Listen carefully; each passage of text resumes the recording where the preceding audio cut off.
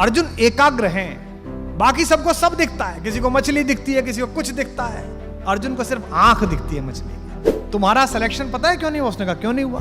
तुम्हारा सिलेक्शन इसलिए होने हुआ कि ईश्वर ने तुम्हें शायद किसी इससे बड़े काम के लिए नियत किया है।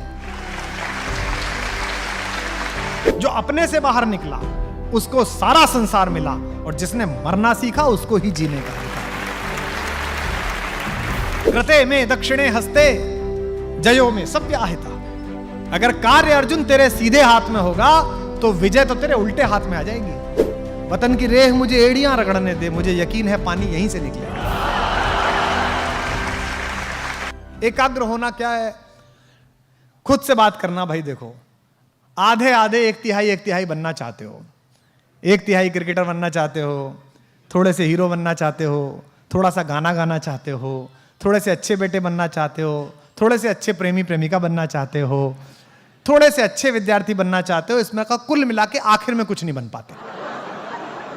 मेरे जीवन में जब हिंदी की कविता के साथ जीने का समय आया इंजीनियरिंग से फरार होकर, तो मेरी बहन ने मुझसे पूछा, हमारे समय में जब माँ बाप समझाते तो ऐसे नहीं समझाते थे कि जैसे ये जोशी साहब काउंसलिंग कराते हैं आपकी, कि एक मैडम बैठ जाती हैं, एक वो बैठ जाते हैं, वह आप क्या करना चाहते हैं, किस में रुचि। ना, हमारे तो पिताजी डायरेक्ट समझाते थे,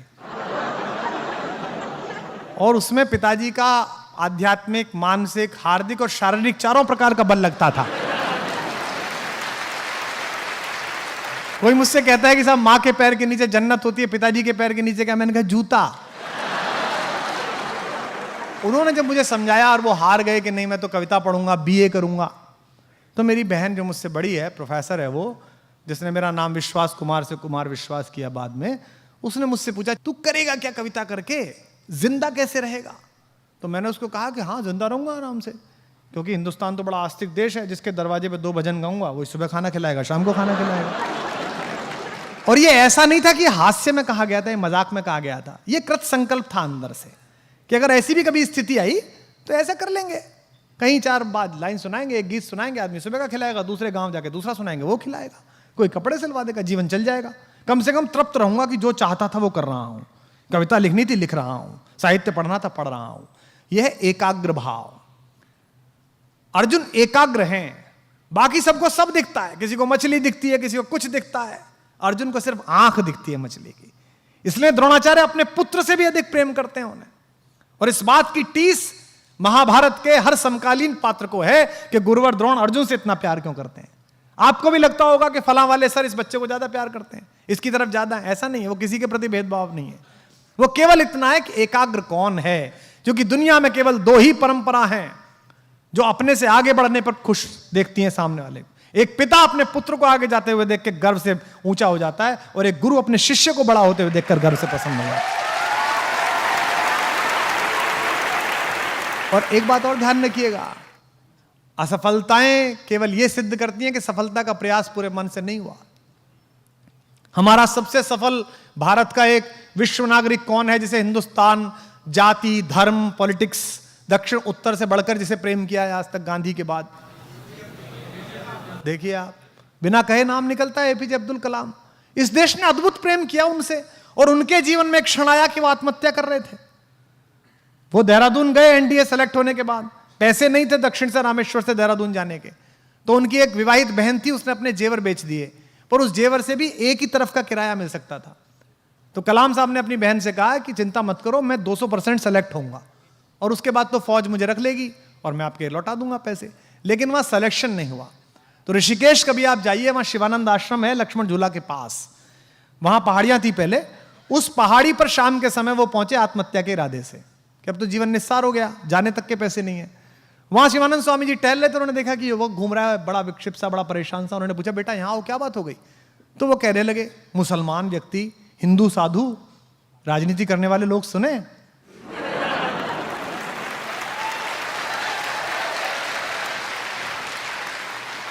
उन्होंने पूछा कि क्या हो गया? तो बोले साहब मैं अपनी बहन के जेवर बेच के पढ़ने यहाँ आया था, मतलब ये एनडीए का इंटरव्यू देने, मेरा सिलेक्शन नहीं हुआ, जाने तक के पैसे नहीं है, मुझे लगता है जीवन में मैं किसी काम के लिए नहीं बना हूं। तो उन्होंने कहा तुमको गलतफहमी है, तुम्हारा सिलेक्शन पता है क्यों नहीं हुआ? उसने कहा क्यों नहीं हुआ? तुम्हारा सिलेक्शन इसलिए होने हुआ कि ईश्वर ने तुम्हें शायद किसी इससे बड़े काम के लिए नियत किया है। और बेटा तुम आज रात यहां रुको, आश्रम में भोजन करो, और कल मैं तुम्हें जाने के पैसे दे दूंगा, और घर जाकर अपना अध्ययन करो, अपना काम करो। और उसने वो काम किया कि अमेरिका की तानाशाही, यूरेनियम लेकर इतराने वाले लोग, क्रायोजेनिक ईंधन के लिए हमारे प्रधानमंत्री को अपने दरवाजे पर रुकवाने वाले लोग प्रतिबंधों की बाड़ लगाते रह गए, और हिंदुस्तान ने वो काम करके दिखाया मिसाइल के क्षेत्र में, परमाणु क्षेत्र। तो यह एकाग्र भाव है, और यह है असफलता के बोध से बाहर आना। असफलता का एकमात्र कारण यह है कि ईश्वर ने किसी बड़े आपको हेतु के लिए रखा है। मेरे जीवन में, निजी जीवन में कई असफलताएं आई हैं, और मैं उन्हीं से बना हूं। पहली असफलता प्रेम में आई, जिसकी वजह से कवि बना। उस समय लगता था कि जीवन निस्सार है, जिसके लिए इतनी मेहनत की वो ही नहीं है तो क्या मतलब है। लेकिन मैं जानता हूं कि एक असफल प्रेम ने मुझे लाखों सफल प्रेम कहानियां दी। ऐसे ही जीवन में अनेक बार असफलता आई। राजनीतिक मायनों में देखें तो पिछले महीनों भी एक असफलता आई, लेकिन मुझे अब भी लगता है कि ईश्वर ने किसी बड़े हेतु के लिए निर्धारित किया है। धैर्य आवश्यक है, एकाग्रता आवश्यक है, शायद कोई बड़ा काम भगवान लेने वाला है, या हो सकता है इसी में हित हो। और ये जो दर्शन है भारत का, आपको भी लगता होगा कई बार, हिंदुस्तान का लड़का लड़की 17, 18, 19 साल में जब जवान होता है, मसें भीगती हैं, और चेतना पहली बार दरवाजे पे चौखट देती है तो वामपंथी हो जाता है, हाँ कम्युनिस्ट हो जाता है, उसे पिता अमरीश पुरी लगता है। ये कौन आदमी घर में है जो मेरे सपनों को उड़ने नहीं दे रहा। वो इसी प्रतीक्षा में रहता है, लड़कियां इसी प्रतीक्षा में रहती हैं कि किसी ना किसी दिन तो ये कहेगा कि जा सिमरन जा।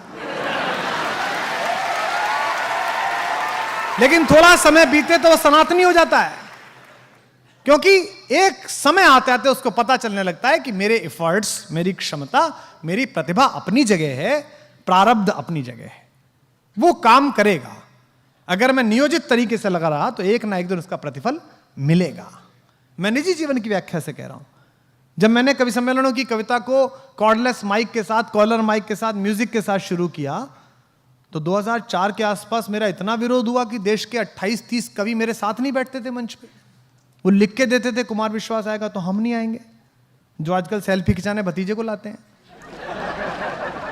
लेकिन मुझे पता था कि ये प्रारूप बदलेगा, अगर मेहनत की जाएगी तो कुछ होगा। क्योंकि किसी शिक्षा संस्थान में नहीं गई, मेरी दादी भी कहती थी मुझसे बचपन में, लाला मन से रोए तो फूटी आंख से भी आंसू निकले। रोना मन से है, काम मन से करना है। तो एकाग्र भाव, इसको अपने, आप जो भी परीक्षाएं देने जा रहे हैं, जो भी कुछ करने जा रहे हैं, इसलिए मत करिएगा कि आपको टॉप करना है, इसलिए मत करिएगा कि पिताजी ने यहां भेजा है, इसलिए मत करिएगा कि ये कामयाब करना है। और अगर नहीं करना है, मन से नहीं आ रहा कि नहीं करना है, तो कल छोड़ने के बजाय आज छोड़िए कि नहीं करना। फिर ये सोचिए कि करना क्या है। जैसा मैंने बताया ना, द्विज होने का अर्थ यह कि मेरे जीवन का उद्देश्य क्या है, मैं पैदा क्यों हुआ हूं। मतलब पैदा हुए और आप यूं ही, अकबर इलाहाबादी हमारे एक शायर थे, इलाहाबाद हाई कोर्ट में जस्टिस थे वो, उनका एक बड़ा अच्छा शेर है कि क्या कहें अहबाब वंशजों, हमारे आने वाली पीढ़ियों, क्या कहें अहबाब। किसी ने पूछा चाचा आपने क्या किया, तो उनका शेर था कि क्या कहें अहबाब, क्या कारे नुमाया कर गए, क्या हमने एग्जीबिशन लायक काम किया, बताने लायक काम किया। और काम बताया अगली लाइन में, क्या कहें अहबाब, क्या कारे नुमाया कर गए, बीए करी, नौकर हुए, पेंशन मिली, फिर मर गए। ये क्या हुआ भाई आपका? आपने कितने मित्र पैदा किए, कितने शत्रु पैदा किए, कितने विचार के विरोधी पैदा किए, कितने विचार के समर्थक पैदा किए, कितना संघर्ष किया। आपको राम के बाद की संततियों के बारे में पता है क्या? कोई चर्चा हुई क्या? आपको अगली संततियों के बारे में इतना पता नहीं है। जो निकला, जो अपने से बाहर निकला, उसको सारा संसार मिला, और जिसने मरना सीखा उसको ही जीने का अधिकार है। सबसे पहले जिज्ञासा को आदर दीजिए। अंदर जो भी पैदा हो उत्तर, उसके शमन की कोशिश करिएगा। दूसरी बात है कि आप धैर्य रखिएगा। जो कहा जाता है ना कि वतन की रेह मुझे एड़ियां रगड़ने दे, मुझे यकीन है पानी यहीं से निकलेगा। तो ये जो भाग्यवाद है जिसके भरोसे बहुत लोग हैं कि साहब भाग्य करेगा, अरे वो कुछ नहीं करेगा भाई। ये पाप का आवरण है, भाग्यवाद आवरण पाप का और शस्त्र शोषण का, जिससे रखता बचा भाग दूसरे जन का। ये भाग्यवाद क्या है? ये स्वयं को बचाने की, आलस्य की उद्घोषणा है। ये हो जाएगा, भगवान जी क्या करेंगे? अरे आप पहले करोगे। धर्मो रक्षति रक्षिता, धर्म उसकी रक्षा करता है जो अपनी रक्षा करता है।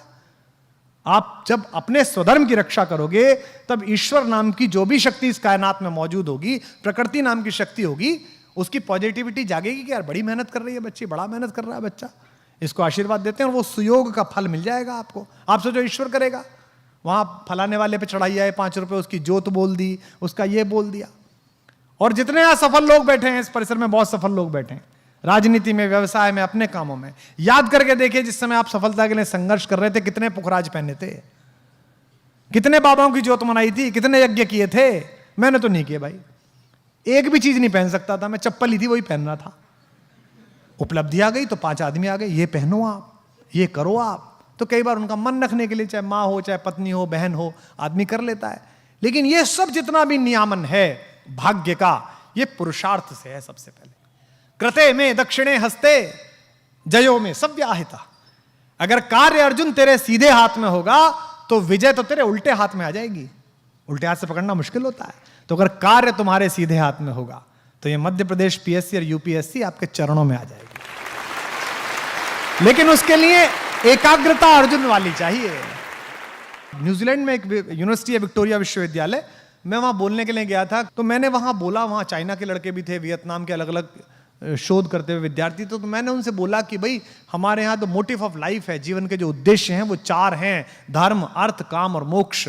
तो मैंने बताया कि धर्म ये है कि आपको पता हो कि मुझे करना क्या है, शरीर का धर्म क्या है, आपका धर्म क्या है। ये हिंदू मुस्लिम नहीं, ये तो अभी 5,000 साल पुरानी कवायद है। मनुष्य, एक बात और ध्यान रखना, अचानक याद आ गई, मनुष्य 8 लाख वर्ष से पृथ्वी पर है और धर्म की अवधारणा 5,000 वर्ष की ज्ञात है हमारी। अगर इस 8 लाख वर्षों को 24 घंटे के जीवन में ढालो, मनुष्य की आयु 24 घंटे करो, तो धर्म के नाम 5 सेकंड आते हैं। और इस 5 सेकंड के चक्कर में हमने 23 घंटे 55 मिनट 55 सेकंड बर्बाद करके रख रखे हैं। सारा काम इसी में लगा रखा है हमने। तो ये जो धर्म, अर्थ, काम, मोक्ष, धर्म क्या है? शरीर का धर्म है। शरीर माध्यम खलु धर्म साधनम। रात को आप सोए, सुबह को आप शौच के लिए गए, ये शरीर का धर्म है। ये शरीर का पहला धर्म है कि जब शरीर में नेचुरल कॉल आए तब आप उसे निवृत्त होने के लिए जाएं। आपको आश्चर्य होगा कि भारत में, अमेरिका में लोग हंसते हैं। अमेरिका में जो डॉक्टर होता है उसके पास कोई जाता है और वो कहता है साहब मुझे कॉन्स्टिपेशन की समस्या है, तो डॉक्टर कई बार हंस के कहता है आर यू इंडियन? क्योंकि भारत में इसलिए हुआ कि शौच की व्यवस्था ठीक नहीं थी। मैं प्रधानमंत्री का आभारी हूं, केवल उनके कार्यकाल नहीं, अगला जिसका भी कार्यकाल हो और जितने भी कार्यकाल हों, 10-20 वर्ष इस देश में स्वच्छता अभियान, शौचालय की बात होनी चाहिए, तब जाके कुछ देश में हो पाएगा। अमेरिकियों को नहीं हो रहा, इंग्लैंड वालों को नहीं हो रहा, क्योंकि उनके यहां सदा उपलब्ध है, पहले दिन से बना हुआ है। हमारे यहां ये कि नहीं, सुबह ब्रह्म मुहूर्त में कर लो, क्यों? उजाला हो जाएगा गांव में। तो पहला है धर्म। दूसरा है अर्थ। अर्थ का मतलब पैसा नहीं, अर्थ का मतलब है जीवन का अर्थ क्या है, इस जीवन का करना क्या है। कुछ को प्रशासनिक सेवा में जाना है, कुछ को सेना में जाना है, और जो अर्थ है जीवन का उसके हिसाब से आपकी जाति है। यहां बैठे होंगे ब्राह्मण परिवार के लोग, वैश्य परिवार के लोग, दलितों के वंशज, वंचितों के वंशज, आदिवासियों से आते हुए लोग। यह मत समझना कि खानदान से मिला हुआ विरुद्ध तुम्हारा विरुद्ध है। यह जोशी हो जाने से जोशी नहीं है कि जोशी हम पैदा हो गए तो हम तो ब्राह्मण हो गए, नहीं। कर्म की विधान है। भगवान ने कहा अर्जुन से, चातुर्वर्ण मया सृष्टि गुण कर्म विभागशः। हे अर्जुन, 4 वर्णों में बटी हुई मेरी सृष्टि गुण और कर्मों के विभाजन पर है। अगर आप शिक्षा लेने का काम करते हो तो आप किसी धर्म और जाति को, आप ब्राह्मणत्व का संस्कार जी रहे हो।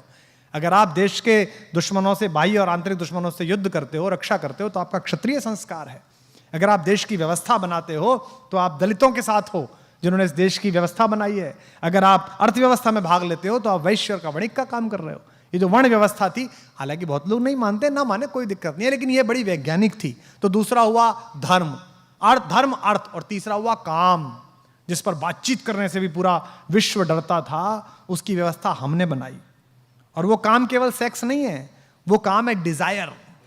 एको हम बहुश्यामः। वेद क्या कहता है?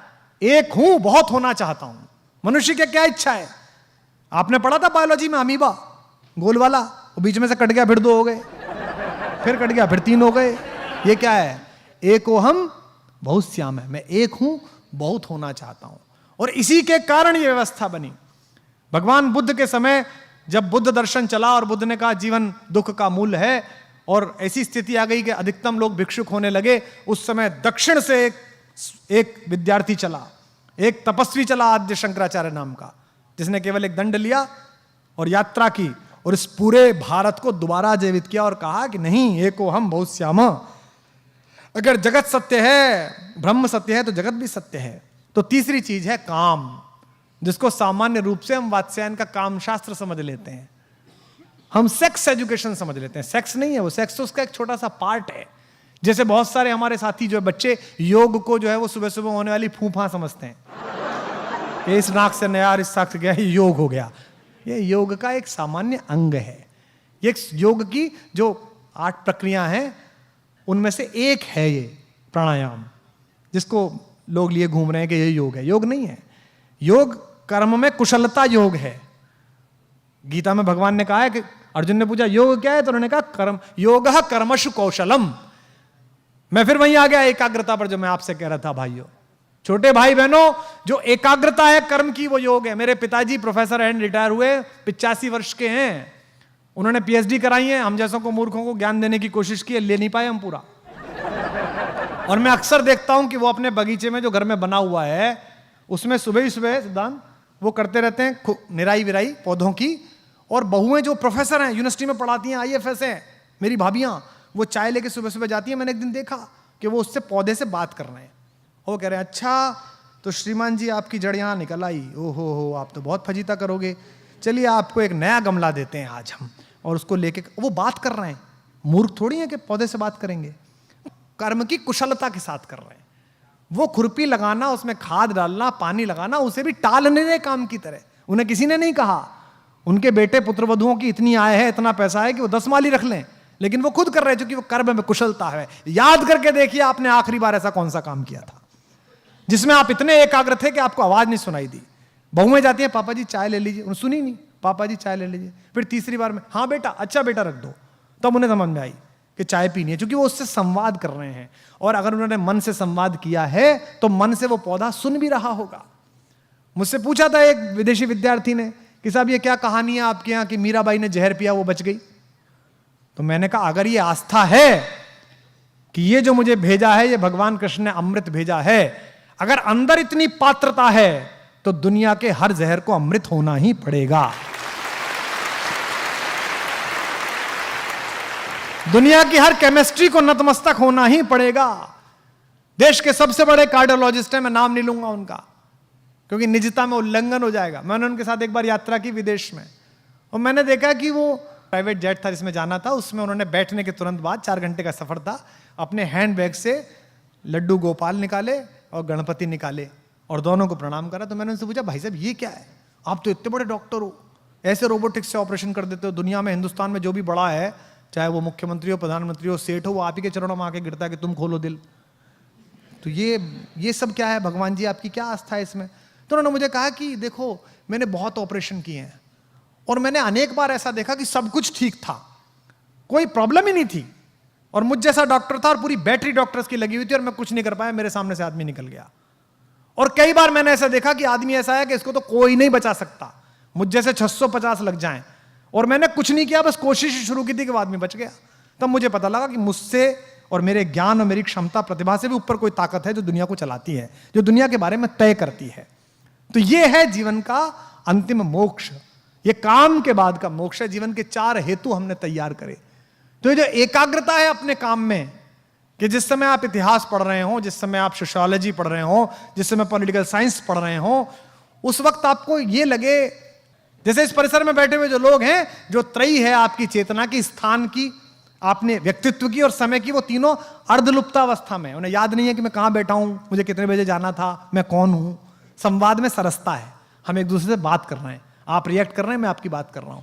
तो आप जब पढ़ें, जब पढ़ने के लिए बैठें, तो इतनी समरसता जिस दिन आ जाएगी, उस दिन ये पब्लिक सर्विस कमीशन का रिजल्ट नहीं है, ये प्रोडक्ट नहीं है, ये बाई प्रोडक्ट है। आपको ये तो बाई प्रोडक्ट में मिल जाएगा, तो छाछ है, नवनीत नहीं है, मक्खन नहीं है। मक्खन वो आत्मसंतोष है जो आपको इतिहास को पढ़ने में मिलेगा। मक्खन वो आत्मसंतोष है कि आपको इस बात के शोध लगाने में लगेगा कि पानीपत की तीसरी लड़ाइयों में, तीनों लड़ाइयों में निर्णय विपरीत क्यों हुए। मक्खन वो आत्मसंतोष है जब आपको इस बात की स्मृति पूरी आ जाएगी कि आज मैंने कितने मजेदार तरीके से मैंने विश्व की राजनीतिक व्यवस्था पढ़ ली, मैकियावेली पढ़ लिया, मैंने कौन तक पढ़ लिया मैंने। वो जो आपको आत्मसंतोष आएगा वही असली नवनीत है, बाकी बाई प्रोडक्ट है। ये मैं अपने अनुभव के आधार पर कह रहा हूं। ये प्रसिद्धि, ये ऐश्वर्य, ये मान्यताएं, ये सब बाई प्रोडक्ट हैं।